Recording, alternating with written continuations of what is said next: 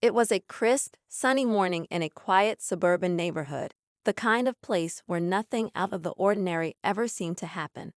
Birds chirped cheerfully, and kids on bicycles darted between parked cars, their laughter echoing through the streets.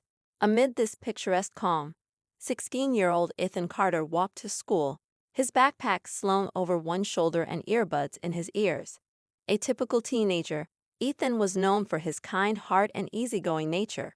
He wasn't the type to seek trouble, nor did trouble usually find him. But that day, trouble came looking. As Ethan rounded the corner near Maplewood Park, a police cruiser slowed to a stop beside him.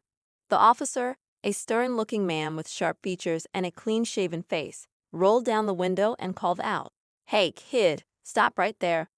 Startled, Ethan pulled out his earbuds and turned, confused. "Me?" he asked, his voice tinged with surprise. The officer stepped out of the car, his boots crunching against the gravel.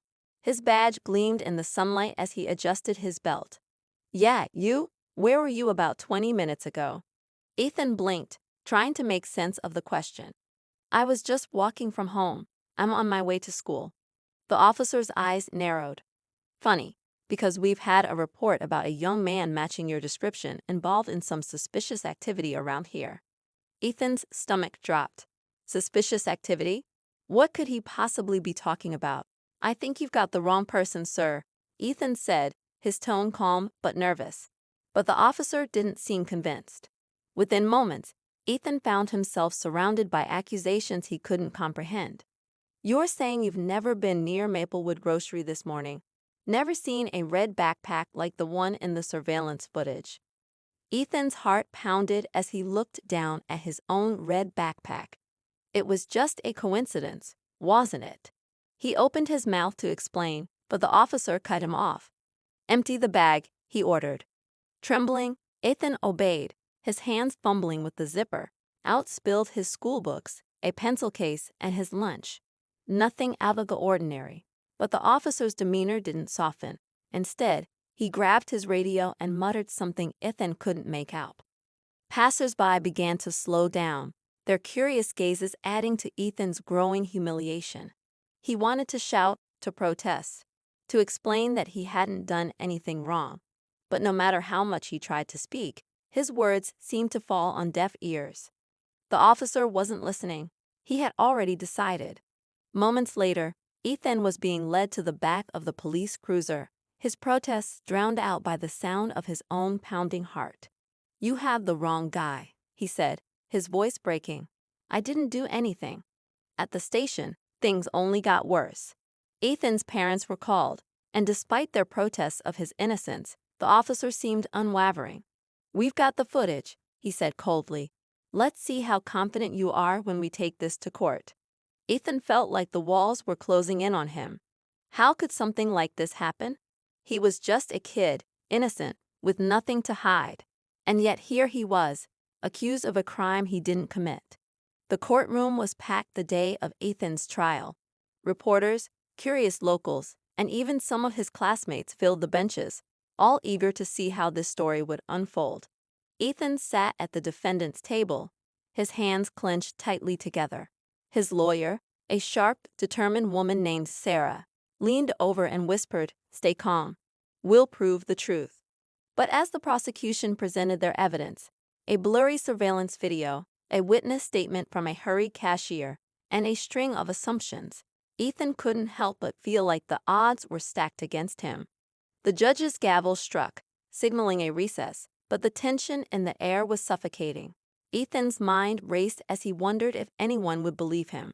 Could the truth even stand a chance against the weight of false accusations? And then, just as the courtroom began to empty, a new piece of evidence surfaced, something no one had seen coming, a revelation so shocking it could change everything, or seal Ethan's fate forever. Ethan sat frozen in his chair, the faint hum of courtroom murmurs swirling around him like a storm he couldn't escape. His lawyer, Sarah, flipped through her notes, her brow furrowed in thought. She was sharp, relentless even, but Ethan could see the weight of the case pressing on her too. False accusations were hard to disprove, especially when the supposed evidence seemed to paint a damning picture. His parents sat just a few feet away, their faces pale with worry. His mom, a teacher at the local elementary school, had always been his rock, strong, supportive, unshakable. But now, her hands trembled as she clutched his dad's arm. Ethan's dad, usually calm and reserved, looked like he was holding back the urge to stand up and shout at the prosecutor. Ethan hated seeing them like this, powerless and scared. He wanted to tell them everything would be okay, but deep down, he wasn't sure it would. The prosecutor had painted Ethan as a troublemaker, a teen with a chip on his shoulder and something to hide. The blurry surveillance footage showed a figure in a red hoodie and jeans near the grocery store, just minutes before a reported shoplifting incident. That figure had a similar build to Ethan, and the backpack matched too. It didn't matter that half the kids in the neighborhood owned a red backpack or that Ethan hadn't even been near the grocery store that morning. To the jury, it all seemed too coincidental. But that wasn't the worst part. A witness, the cashier at Maplewood Grocery, had claimed to see Ethan running out of the store. She wasn't sure about the face, she admitted, but she was certain about the backpack. That alone seemed to sway the room, leaving Ethan trapped in a web of assumptions and half-truths. Sarah stood up suddenly, her chair scraping against the polished floor. "Ethan," she said softly, leaning in close, "I need you to trust me. We're going to get through this, but I need you to stay strong. Can you do that?" Ethan nodded weakly, though his chest felt heavy with doubt. How could he stay strong when everything seemed to be spiraling out of control? As the courtroom cleared for the recess, Ethan spotted someone in the back row of the gallery, a face he hadn't expected to see. It was his best friend, Lucas, a lanky, scrappy kid with a mop of dark hair and an ever-present skateboard under his arm. Lucas wasn't the type to sit quietly in a courtroom. He was usually off pulling pranks or chasing after some wild idea. But now, he sat still, his eyes fixed on Ethan with a mixture of worry and determination.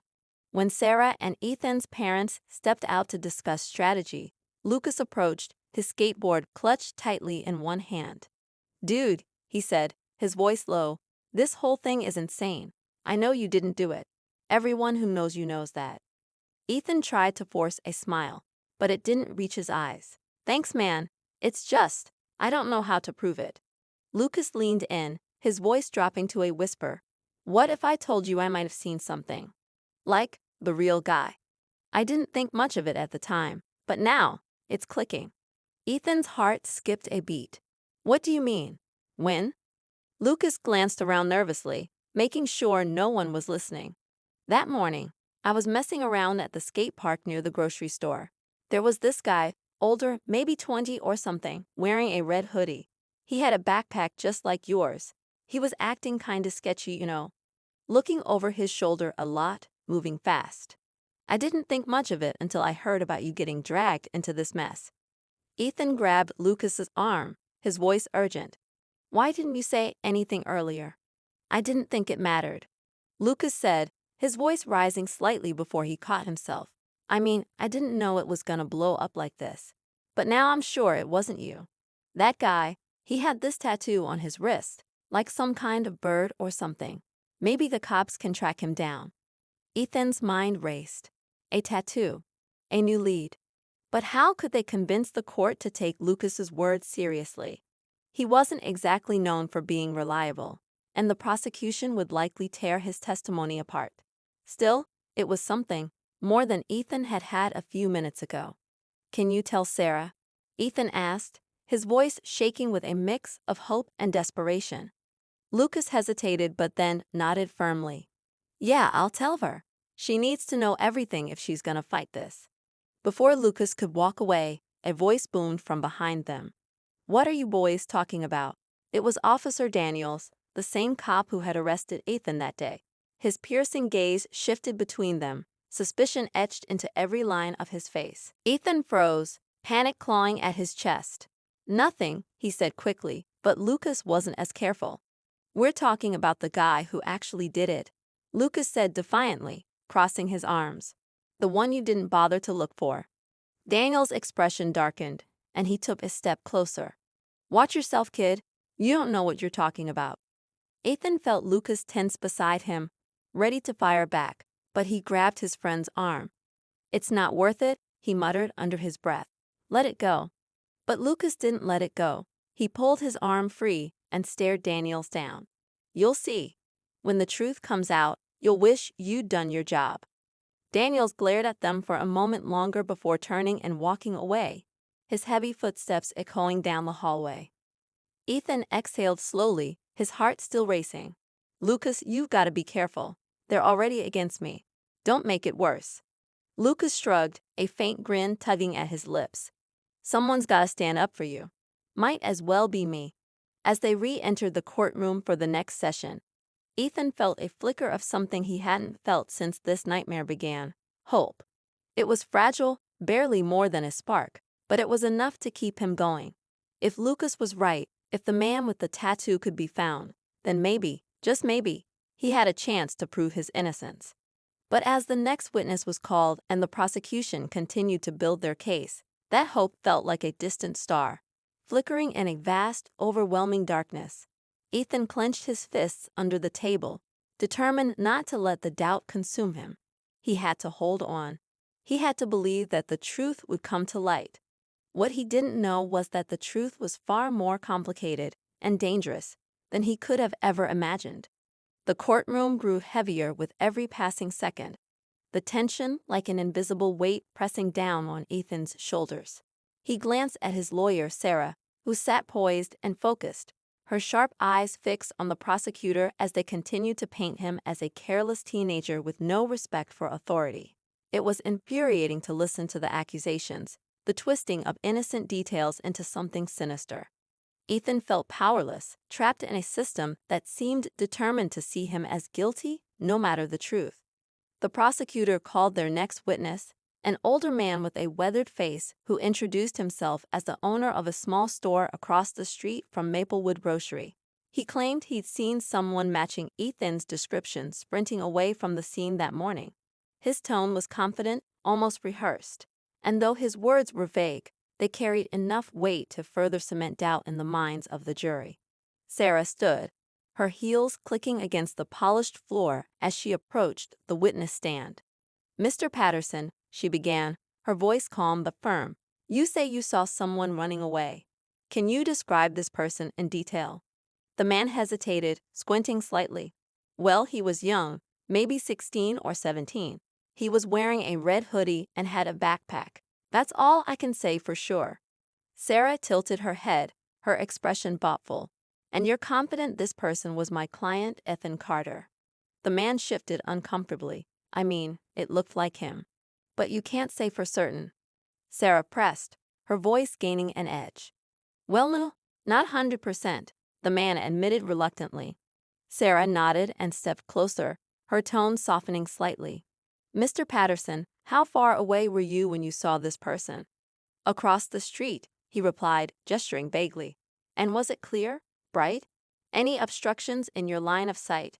The man hesitated again. "It was early, not that bright yet. And there were some parked cars." Sarah smiled faintly. "So to recap, you saw someone across the street in low light, partially obscured by vehicles, and you believe they looked like my client, but you're not certain. Is that accurate?"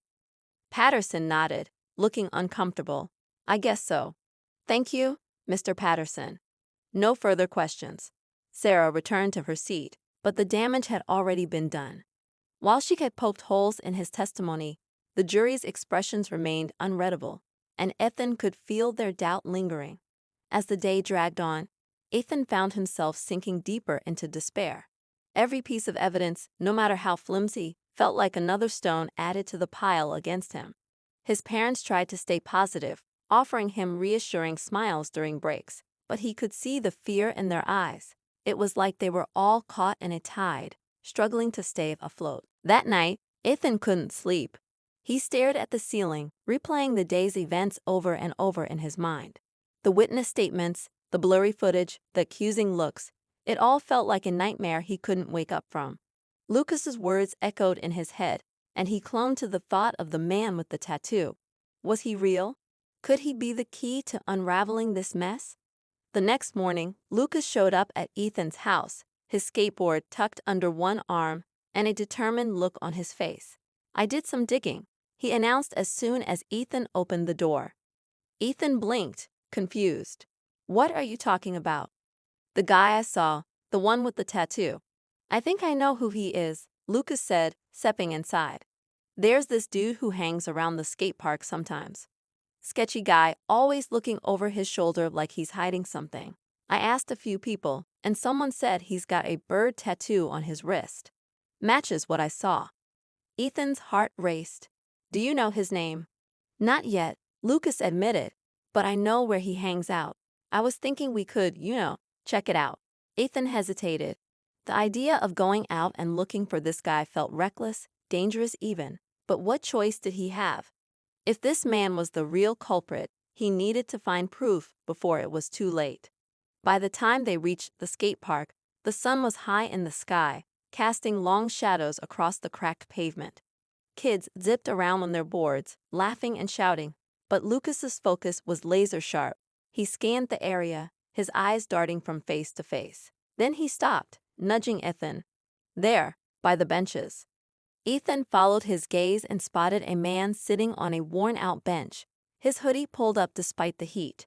He was older than Ethan had expected, with a scruffy beard and a cigarette dangling from his lips. As he adjusted his sleeve, a black tattoo peeked out, a bird in mid-flight. "That's him," Lucas whispered. "I'm sure of it." Ethan's stomach churned. He felt a surge of anger and fear all at once. This was the man who had turned his life upside down, who had stolen not just from a store, but from him, his peace, his sense of safety. But what could they do? They couldn't just walk up to him and accuse him. Lucas seemed to have a plan. "We need to get a picture of him. If we can show Sarah, maybe she can connect him to the crime." Ethan nodded, his hands shaking as he pulled out his phone. They moved closer, trying to stay inconspicuous, but the man's eyes suddenly flicked toward them. He stood abruptly, tossing his cigarette to the ground and muttering something under his breath. Before they could react, he began walking away, his pace quickening. "Come on," Lucas hissed, grabbing Ethan's arm. They followed him at a distance, weaving through the park and onto a side street. The man seemed to sense he was being followed, glancing over his shoulder and picking up speed. Ethan's heart pounded as they tried to keep up. This was their chance, maybe their only chance, to prove his innocence. But as they turned a corner, the man disappeared into an alleyway, leaving them standing breathless and empty-handed. Lucas cursed under his breath. "We were so close."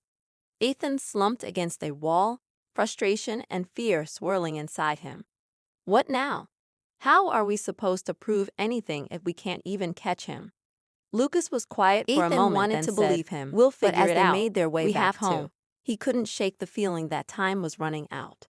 The trial was moving fast, and every day that passed felt like another step closer to a guilty verdict. He had to hope that somehow, some way, the truth would find its way into the light before it was too late. Ethan sat silently in the courtroom the next morning, the weight of everything pressing down on him. His nerves were frayed, his mind a whirlwind of fear and doubt. Despite Lucas's attempts to track down the man with the tattoo, they'd come up empty-handed. And now, as the prosecution prepared to call their final witness, Ethan couldn't help but feel like the walls were closing in. Sarah leaned over, whispering, "Stay calm. We still have options." Ethan nodded, but the words felt hollow. What options? The evidence against him, no matter how flimsy, seemed to be enough to sway the jury. His parents sat behind him, their faces etched with worry. He could feel their pain, their helplessness, and it only deepened his resolve to fight. But how could he fight when every step seemed to push him further into the dark? The prosecutor rose, adjusting his tie as he addressed the court. "Your Honor, I'd like to call Officer Daniels to the stand." Ethan's chest tightened. Officer Daniels, the same man who had arrested him, the one who seemed determined to pin the crime on him from the start. As Daniels took the stand, his polished uniform and confident demeanor exuded authority. He spoke with conviction, recounting the events of the morning Ethan was taken into custody. "I responded to a call about a suspicious individual near Maplewood Grocery," Daniels said, his voice steady. "When I arrived, I saw the defendant walking nearby, carrying a red backpack that matched the description given by the witness. Sarah stood, her expression calm but sharp. Officer Daniels, you mentioned the description matched, but was there anything that definitively tied my client to the crime? Daniels hesitated for a fraction of a second before answering. The backpack and general appearance were consistent. That's why I detained him for questioning. But there was no physical evidence connecting Ethan to the alleged theft. Sarah pressed. Daniels frowned slightly. Not at the time, no. Sarah nodded, pacing slowly. And the footage from the grocery store, did you personally review it before making the arrest? No, Daniels admitted. I relied on the initial report from the witness and the call from dispatch. So, Sarah continued, her tone sharpening, you arrested a 16-year-old boy based solely on a vague description and a backpack, without corroborating evidence. Daniels shifted in his seat, his confident facade beginning to crack. It was an ongoing investigation. We had to act quickly. Sarah stopped, turning to face the jury. Act quickly or act recklessly. The tension in the room was palpable. Ethan could see the jury exchanging glances, their expressions uncertain. For the first time, it felt like a sliver of doubt was creeping into their minds. But the prosecutor wasn't finished. Your Honor, the prosecutor said, rising again, we'd like to introduce a new piece of evidence into the record. Ethan's stomach dropped. What now? He watched as the prosecutor handed a file to the judge, who examined it carefully before nodding. The prosecutor turned to the jury, a confident smirk on his face. We have obtained additional footage from a nearby security camera, he announced. This footage shows the suspect running from the grocery store moments after the alleged theft. A murmur rippled through the courtroom. Ethan's pulse raced as the prosecutor approached the screen set up in the corner. The footage began to play, a grainy video showing a figure in a red hoodie sprinting down the sidewalk. The image was clearer than the previous footage, but the person's face was still obscured. The prosecutor said, pointing to the screen, matches the defendant's clothing, build, and backpack. Ethan's heart pounded in his chest. It wasn't him. It couldn't be. But how could he prove it? Sarah stood, her expression unreadable. Your Honor, I'd like to request a closer examination of this footage. The face is not visible, and the identity of this individual remains unconfirmed. The judge nodded. Granted, the defense may present their analysis during the next session. As the courtroom was dismissed for the day, Sarah pulled Ethan aside, her voice low but urgent. This footage isn't as damning as it seems. It still doesn't prove it was you. But we need to find something to counter it, something concrete. Ethan felt the weight of her words. He knew she was right, but the clock was ticking and the pressure was mounting. He glanced at Lucas, who had been sitting quietly in the back.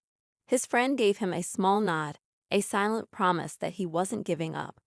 That night, Lucas called Ethan with an idea. I've been thinking about the guy with the tattoo, he said. If we can't find him, maybe we can find someone who knows him. That park has a lot of regulars, right? Someone's bound to have seen him before. Ethan hesitated. The plan felt like a long shot, but what choice did they have?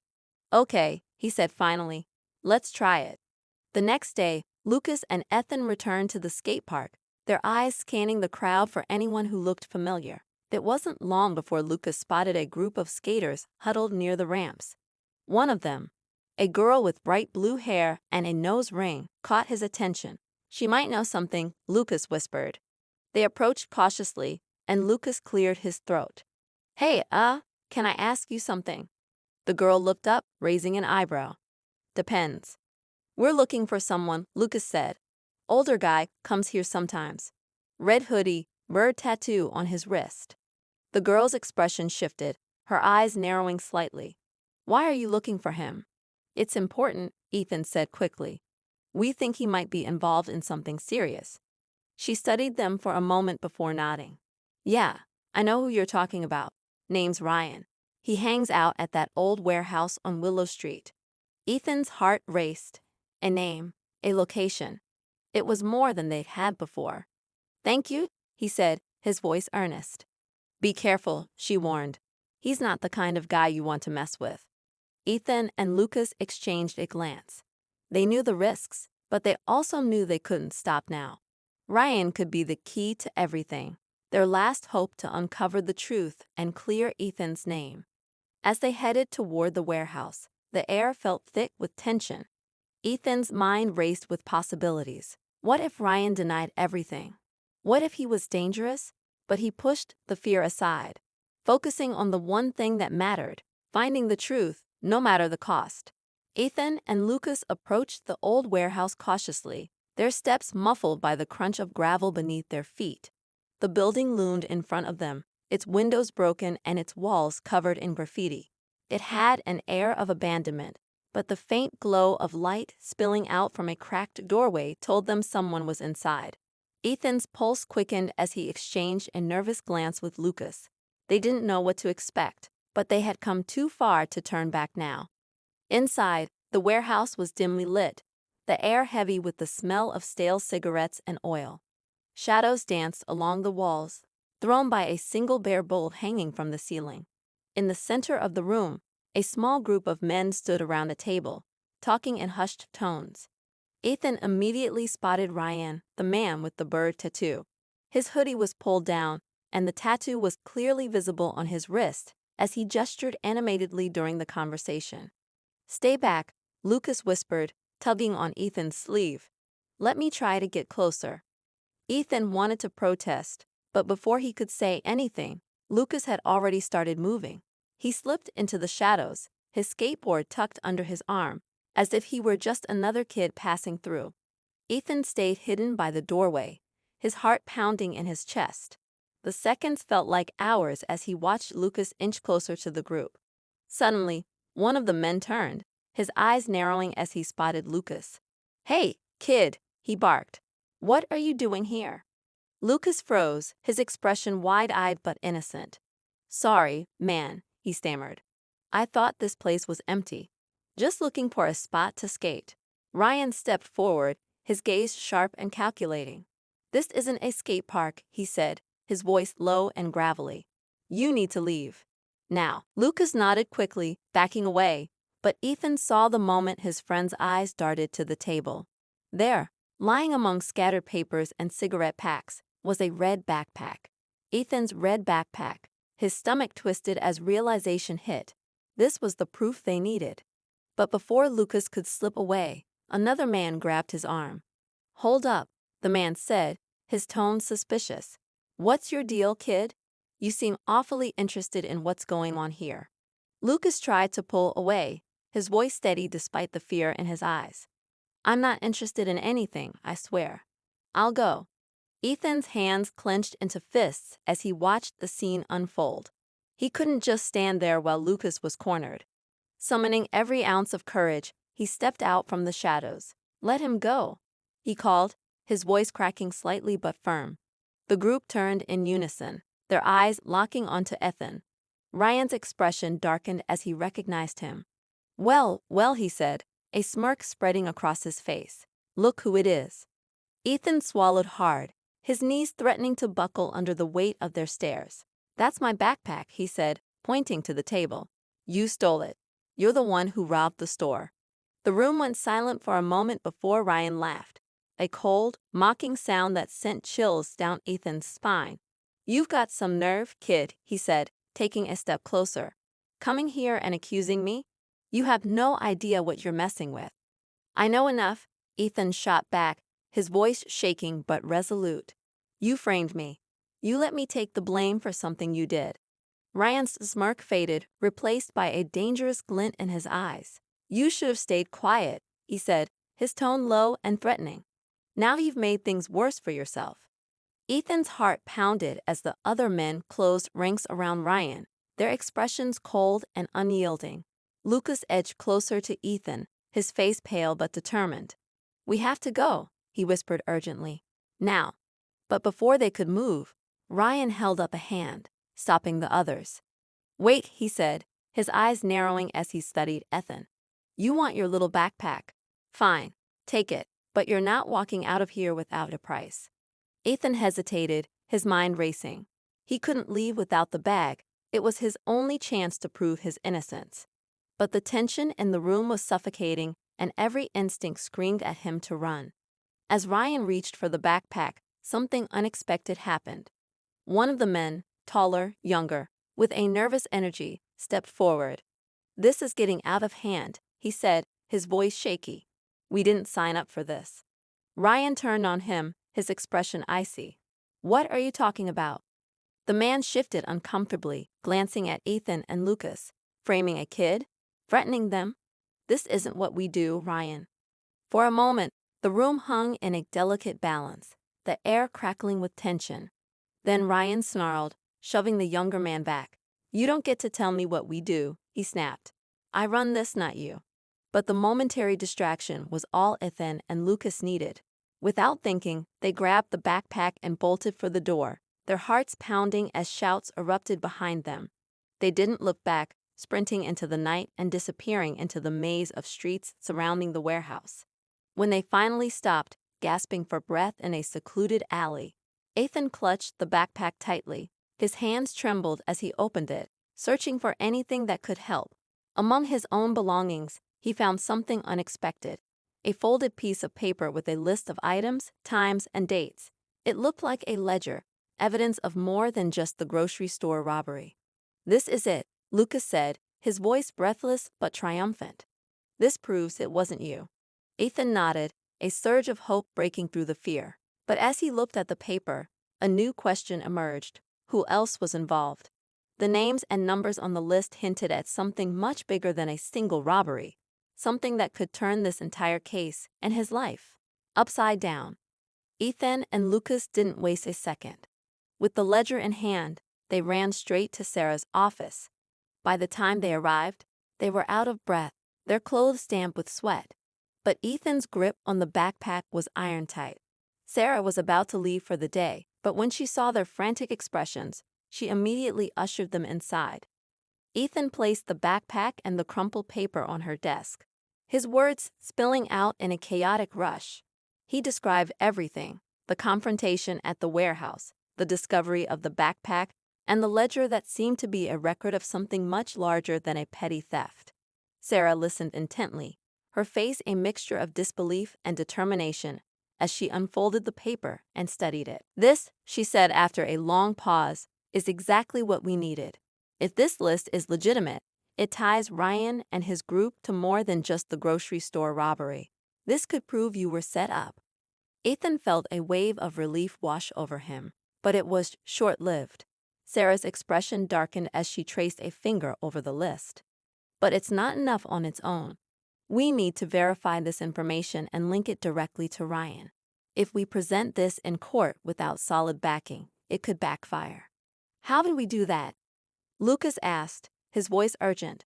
"Ryan's not just going to hand over more evidence." Sarah glanced at Ethan, her jaw tightening. "We have to go to the police. This ledger suggests an organized operation, and they'll want to investigate. But you need to be prepared. This could get messy." Ethan hesitated. The thought of going back to the police, the same ones who had arrested him without proof, made his stomach churn. But he also knew Sarah was right. This was bigger than him now, and the only way to clear his name was to expose the truth. The next day, Sarah arranged a meeting with Detective Alvarez, one of the higher-ranking officers at the precinct and someone she trusted to handle the situation fairly. Ethan sat across from Alvarez in a sterile interrogation room, the ledger and backpack laid out on the table between them. Alvarez, a no-nonsense man in his 40s, examined the evidence carefully, his sharp eyes flicking between the paper and Ethan. "This is serious," Alvarez said finally, his tone grave. "If what you're saying is true, Ryan and his group are involved in a string of crimes, not just the grocery store robbery. But we'll need more than just this ledger to bring them down." Ethan's heart sank. "What else can I do?" he asked, his voice barely above a whisper. Alvarez leaned back in his chair, his gaze steady. "You've already done a lot by bringing this forward. Now it's our turn. We'll conduct a raid on the warehouse and see what else we can find. But I'll need you to testify to how you got this." Ethan nodded slowly. The idea of standing up in court again, facing the scrutiny of strangers, terrified him. but he also knew it was the only way to clear his name. That night, Ethan barely slept. He replayed every moment in his mind, from the day of his arrest to the confrontation at the warehouse. What if the raid didn't turn up enough evidence? What if Ryan found out he had gone to the police? The weight of it all was suffocating, but Lucas stayed by his side, offering quiet reassurance. The following day, the raid was executed.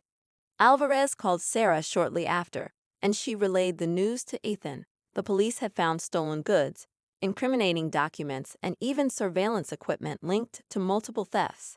It was more than enough to implicate Ryan and his group. Ethan felt a flicker of hope for the first time in weeks. But the relief was short-lived. As the trial date approached, Sarah discovered something shocking. Hidden among the names in the ledger was an entry that didn't fit. A payment made to someone within the police department. Alvarez reviewed the information and confirmed their worst fear. Someone on the inside had been helping Ryan and his group, feeding them information and protecting them from earlier investigations. The courtroom was packed the day Ryan and his group were brought in. Ethan sat next to Sarah, his hands gripping the edge of the table as the proceedings began. The prosecution laid out their case meticulously, presenting the evidence from the raid and the ledger. Ryan maintained his innocence, his lawyer arguing that the items found in the warehouse were planted. But the sheer weight of the evidence was undeniable, and the jury seemed to lean in Ethan's favor. Then came the twist no one saw coming. Alvarez took the stand and revealed the results of the internal investigation. The officer who had arrested Ethan, Officer Daniels, was the one linked to the payments in the ledger. Daniels had been working with Ryan for months, tipping him off about patrol routes and investigations in exchange for a cut of the profits. His arrest the night before had sent shockwaves through the department. Ethan stared at Daniels as the truth unraveled. The man who had tried to frame him, who had treated him like a criminal from the start, was the real culprit all along. The jury was stunned, and the courtroom erupted in whispers. Ethan felt a mix of vindication and anger, his emotions swirling as the trial continued. In the end, the jury delivered their verdict. Ryan and his group were found guilty on multiple charges, and Officer Daniels was formally indicted for corruption. Ethan was officially cleared of all accusations, his name restored. But as he stepped out of the courtroom, the weight of the experience lingered. "I told you we'd get through this," Lucas said, clapping him on the shoulder. Ethan managed a small smile, the tension in his chest finally easing. He looked at Sarah, gratitude shining in his eyes. "Thank you for everything." Sarah nodded. "You fought for yourself, Ethan. That's what mattered." As they walked away from the courthouse, Ethan felt a sense of freedom he hadn't known in weeks. But the experience had changed him. He knew the world wasn't always fair, that the system could be flawed. But he also knew the power of truth, the strength of standing up for what was right. And as he looked ahead, he vowed never to let fear silence him again.